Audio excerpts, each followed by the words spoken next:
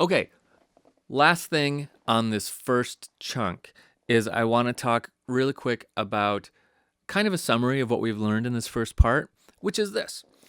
If you're writing, if you're creating stuff here in the piano roll editor, remember this one concept. This can kind of summarize everything in a very kind of broad way. If you're just blindly adding notes, add only white notes. If you do only white notes, you're going to be pretty safe. You're not going to make extremely interesting music that way, but it'll be pretty safe. The odds of something sounding really terrible are pretty low, right? Because you're writing all in the key of C major if you stick to only white notes. So white notes, safe.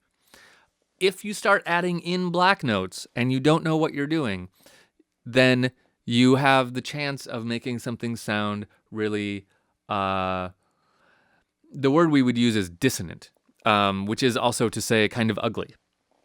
So when you start combining white notes and black notes is when things get dangerous. Okay?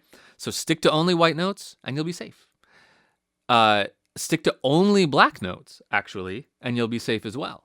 You can do that. You can write in only black notes and it'll sound pretty good. Combining white notes and black notes is where things get tricky. But it's also where interesting music gets made. If you look at any piece of music that you enjoy listening to, the odds that it only has white notes is pretty low. If it's interesting music, it probably combines white notes and black notes in some kind of interesting way. So basically, what the rest of this class, what we're going to be talking about, is how to incorporate black notes to make more interesting music, right? So we have the white notes just make everything sound just fine and kind of boring. But we want things to sound more interesting. So we need to combine and learn how to combine the black notes into our harmonies to make them more lively and much more cool. So keep in mind that key concept.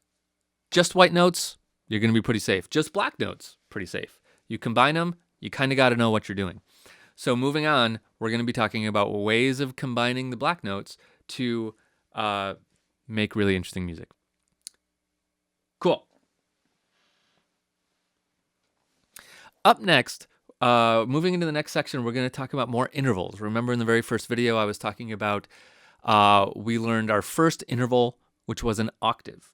So we're going to focus on a couple more intervals now, and some of them are going to introduce some of those black notes. So this is how we get comfortable combining them, is by looking at intervals. So off we go into part 2.